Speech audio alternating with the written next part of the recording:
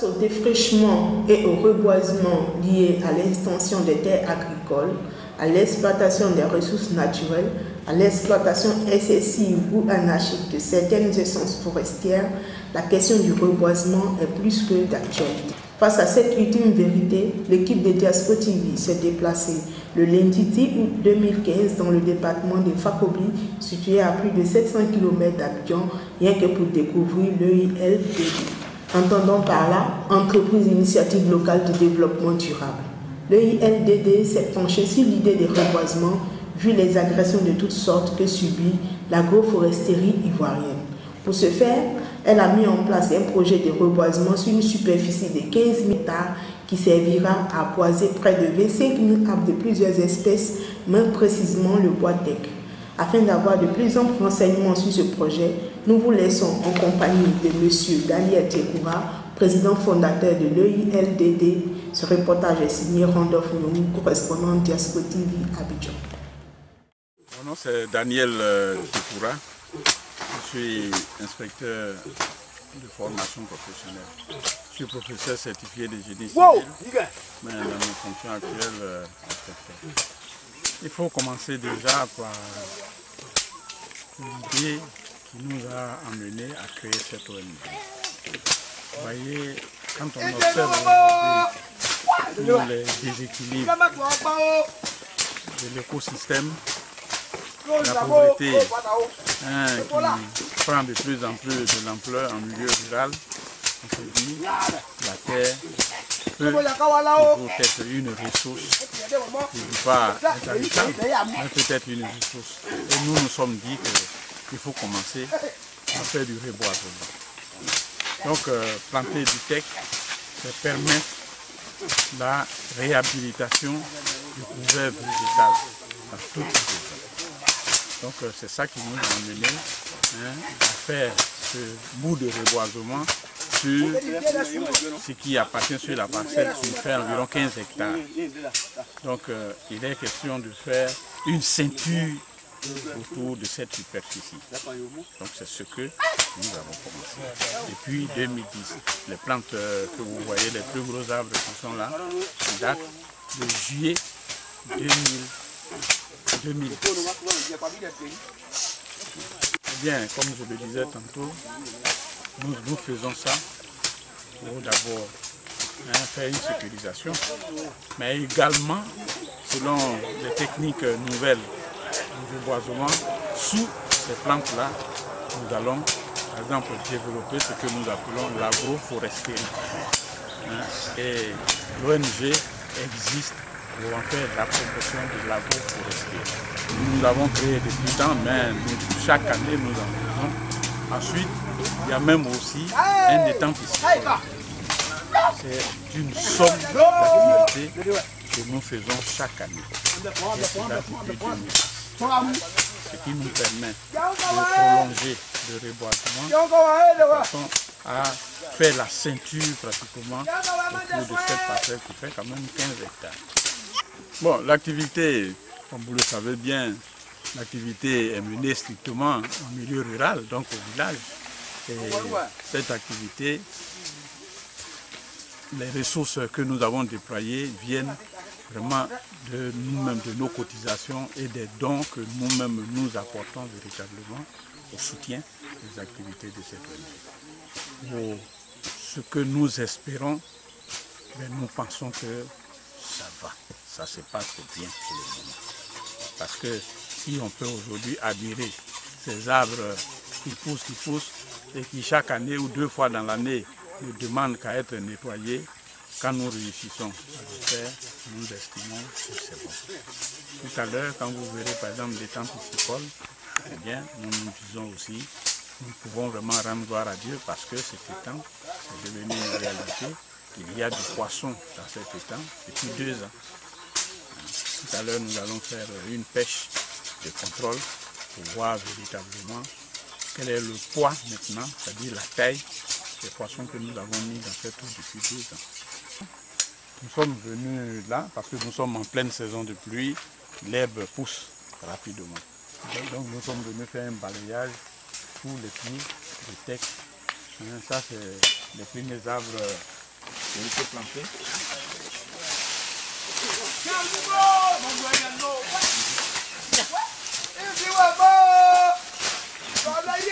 Donc vous voyez la taille de cet arbre-là, c'est déjà exploitable.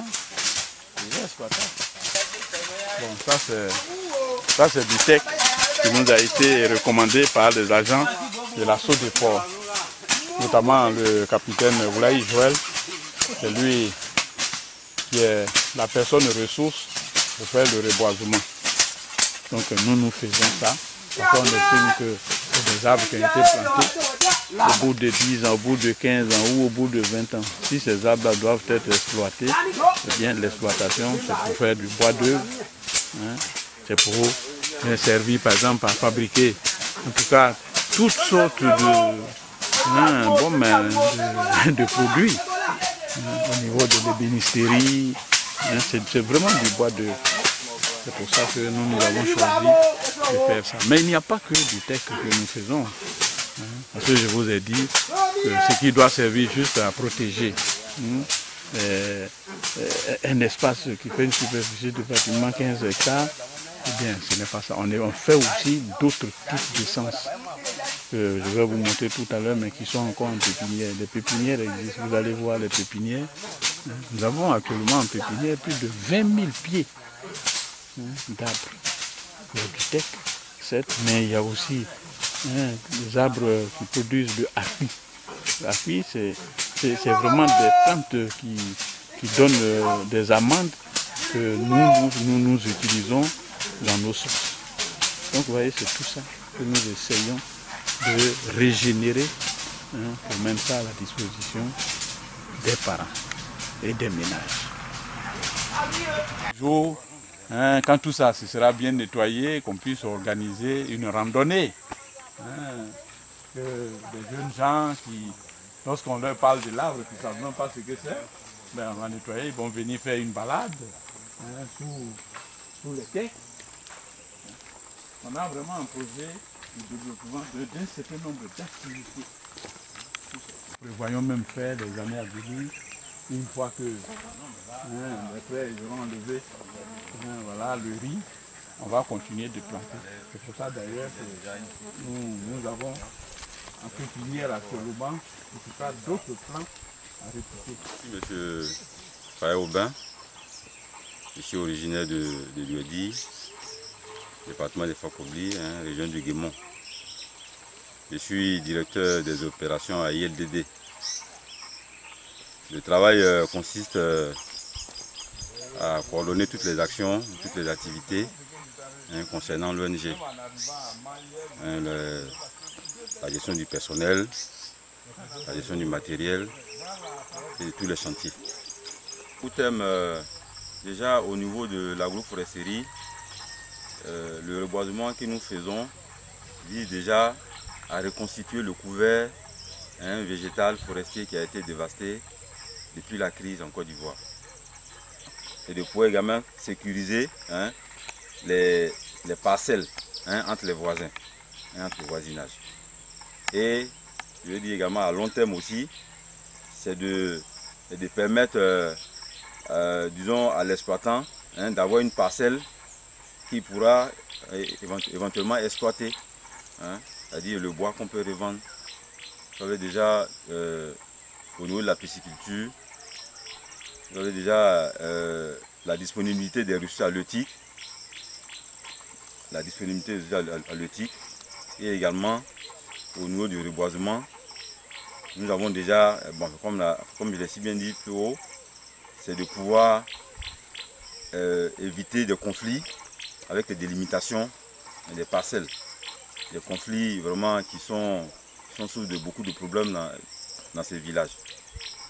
Donc, au niveau également de la pisciculture, nous avons le poisson qui sera à la portée de la population.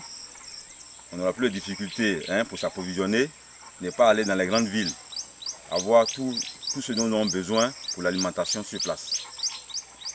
Et également, les jeunes gens que nous employons trouveront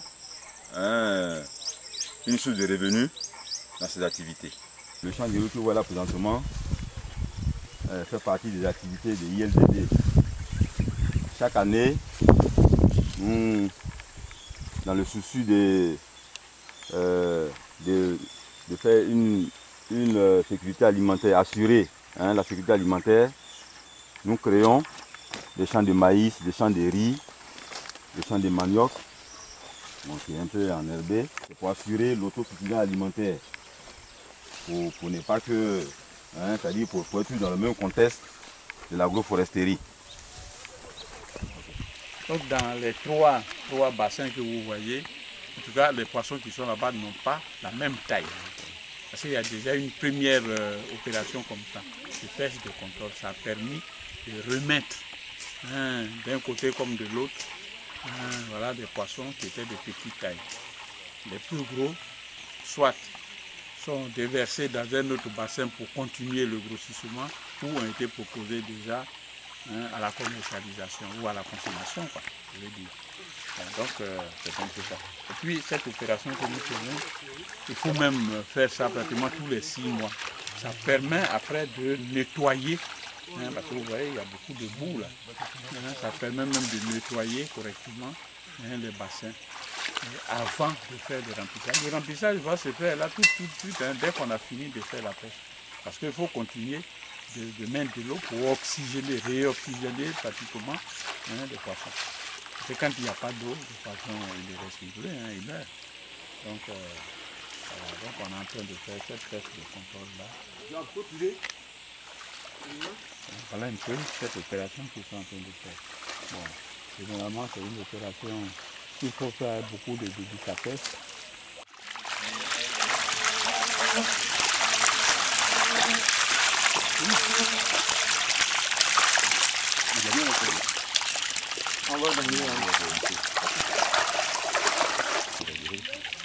Avec la création de cette ONG, m'a permis de connaître les poissons.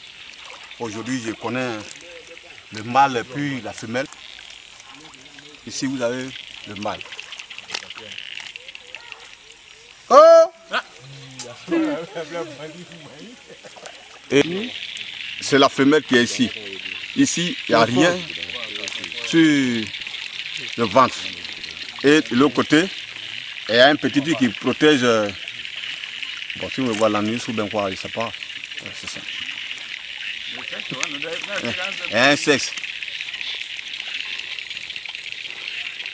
C'est-à-dire le canal d'alimentation, c'est là où l'eau rentre dans le canal, bon, dans les étangs. Et les étangs sont approvisionnés lorsque le premier étang est plein, le trop plein, le second, il est alimenté, et ainsi de suite. Et pour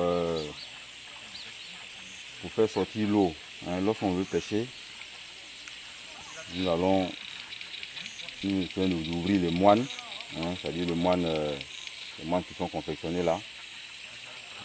Nous ouvrons les moines et l'eau descend pour faciliter la pêche.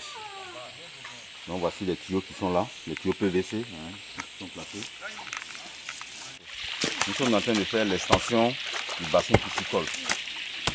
Ici on veut créer un lac plus grand où nous allons mettre plusieurs espèces de poissons. Là, nous sommes en train de renforcer les digues, surtout la digue de base sur laquelle nous sommes installés actuellement. Et là, ce sont les digues latérales qui sont en train de renforcer. C'est pour avoir, c'est pour faire l'extension, comme on est en train de dire. Donc, vous voyez, ils sont en train de travailler. Bien, donc nous sommes là maintenant sur des pépinières de teck et des espèces que nous voulons utiliser pour faire notre reboisement. Comme on le disait ce matin, alors c'est pour couvrir pratiquement la limite d'une superficie de près de 15 hectares. Et nous continuons toujours parce que ce n'est pas un travail d'un jour, cette fois-ci, c'est la base du reboisement. Ici, il y a un jeune qui, lui, est chargé de faire ces pépinières là que vous voyez. Ensuite, de faire la trouaison. Tout à l'heure, vous allez voir des trous. Là, ce matin, il est venu spécialement pour faire du planting. Un peu plus loin, on ira sur les sites qui ont été aménagés, là où il y a déjà des trous. Et eux, ils vont continuer à planter. Donc, il est venu là ce matin pour continuer. Donc là, il a sélectionné quelques pieds avec des sachets. Il dira tout à l'heure sur le site pour mettre ça en terre.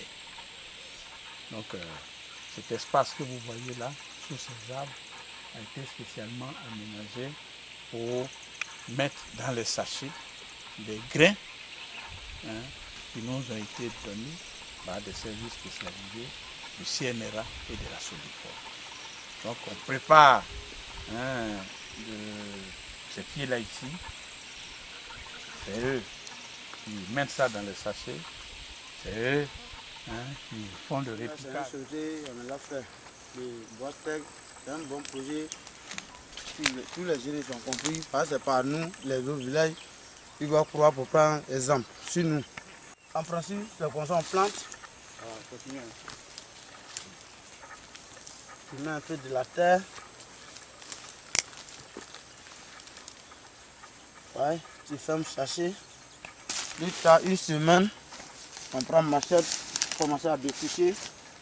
En notre temps, le Bois-Tech, ça a commencé à grossir.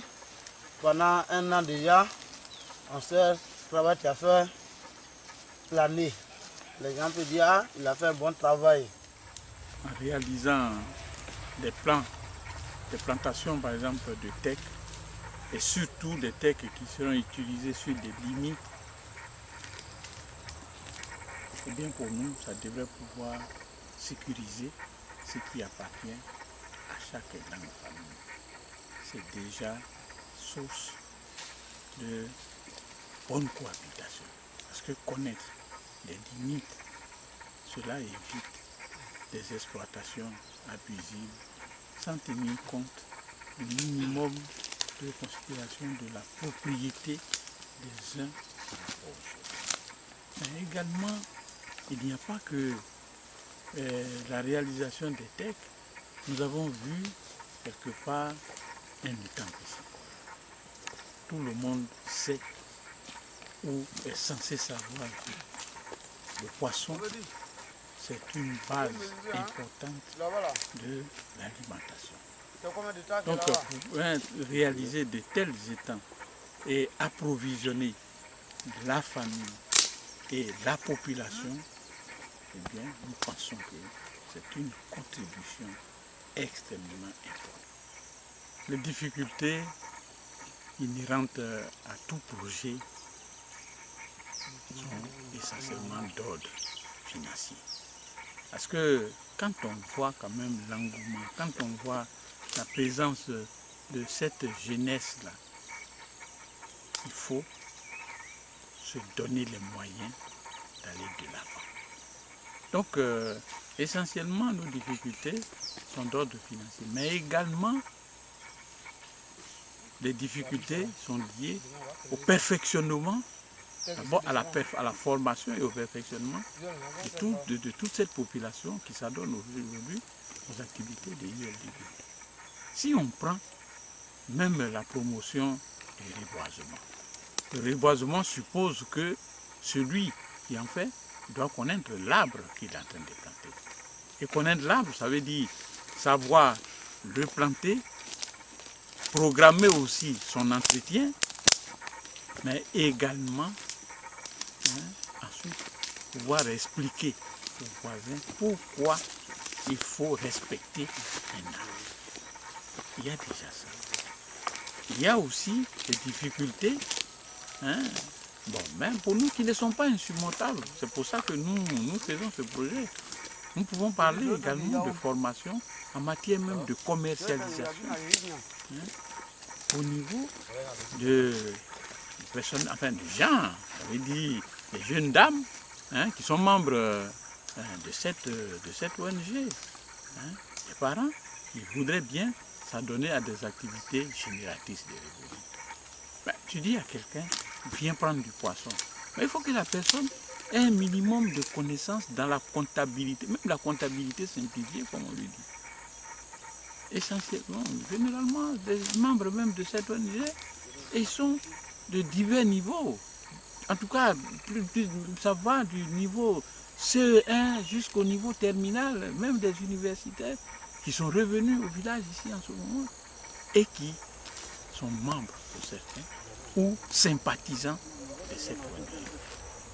Tout cela ont besoin d'être formés pour donner vraiment du poids et donner raison aux initiateurs de cette structure. Donc, nous attendons. Et c'est un plaidoyer que nous faisons auprès des autorités pour bénéficier de beaucoup de projets. Projets pour financer correctement ce que nous sommes en train de faire. Projets pour former des jeunes, des femmes qui sont membres de cette ONG. C'est ça notre plaidoyer. Ce que nous avons fait jusqu'ici, c'est vraiment du financement personnel, des cotisations que nous faisons, des dons que nous faisons.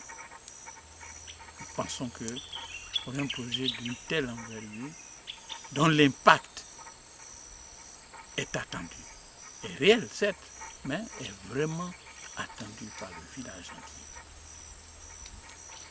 Voilà ce que j'en pense véritablement. Eh bien, ce que je voudrais dire, c'est que ce projet, j'y crois personnellement, et tous les membres de cette structure y croient. Parce que, vous voyez, nous sommes là en pleine nature. Et nous travaillons sur des projets qui ont déjà été réalisés quelque part. Mais pour ce qui concerne notre communauté, nos deux villages, c'est la première fois que cela se fait. C'est-à-dire que nous sommes en zone forestière, mais qu'est-ce qui reste véritablement de cette forêt? Tout à l'heure, en tournant le dos, vous voyez apparaître le mont Klaoyo. Mais sur le flanc de ce mont Klaoyo, il ne reste que des arbustes. Mais comme conséquence, demain, ça va être un phénomène de sécheresse.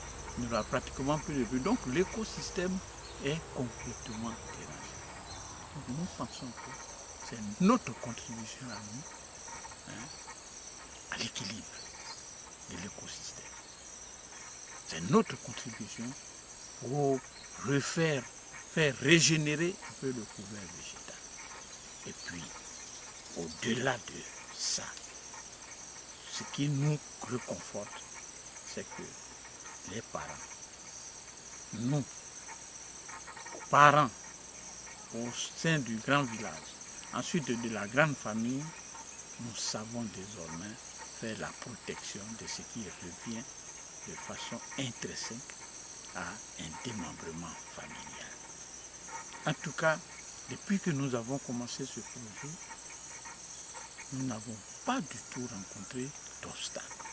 Tous les frères, tous les parents qui cohabitent avec nous, depuis que nous leur avons parlé, nous les avons impliqués un temps soit peu, eh bien ces personnes-là partagent véritablement.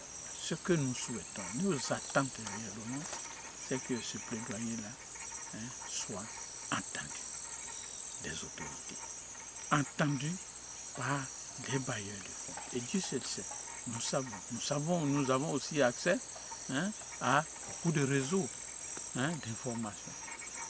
C'est pour ça que nous voulons humblement aller vers ces personnes pour dire, voilà notre projet. Voilà notre projet. Et ce projet-là, s'il est soutenu, comme le disait tantôt ce matin notre chef de famille, eh bien, nous pensons que la paix sociale pourra être amorcée déjà au sein de ce petit groupe et partant au niveau du groupe, qui est le village. nous souhaitons vraiment que ce projet réussisse, que ce projet soit soutenu par des amis, par des opérateurs économiques. Il devrait s'en servir comme un bassin, même de formation. Aujourd'hui, avec ce que nous réalisons, nous pouvons mettre à la disposition de ceux qui en solliciteraient véritablement des pépinières. Même également dans le bassin, le bassin piscicole, nous sommes prêts à mettre aussi à la disposition de ceux qui viendraient nous solliciter des alvées pour faire de la pisciculture.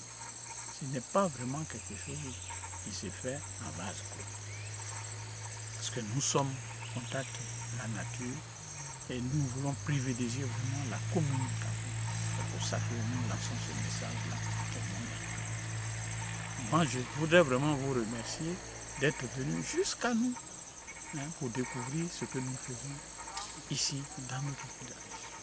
Je voudrais particulièrement dire merci à Diaspora TV parce que quand la première fois j'ai reçu dans ma boîte électronique ces informations, je me dis il y a quelque chose qui est en train d'être fait. Quand on sait par exemple que de par le monde entier, des jeunes issus de ce village, de la Côte d'Ivoire entière, peuvent, depuis Londres, les États-Unis, avoir accès à quelque chose, avoir accès à cette information sur un projet qui se fait dans le terroir où nous sommes dit, il faut entrer dans le train de la communication universelle. Et c'est ça surtout. Bon, maintenant, au plan interne, moi je tiens vraiment à remercier mon oncle, ma mère, et toute ma famille qui nous soutient dans ce que nous faisons. J'avais dû le rencontrer ce matin, depuis que nous avons commencé à faire ce reportage. Ils sont avec nous. Tout ce que vous avez vu ce matin, c'est les membres de cette famille.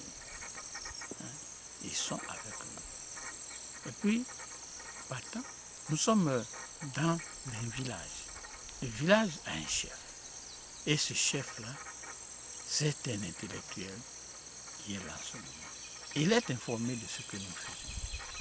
Les équipes du ministère de l'élevage et de la pisciculture sont déjà venus ici et ils l'ont déjà rencontré. En tout cas, il est très ouvert. Et moi, je tiens vraiment à le remercier. Il s'agit bien du député Soué André. En tout cas, nous avons le soutien des autorités.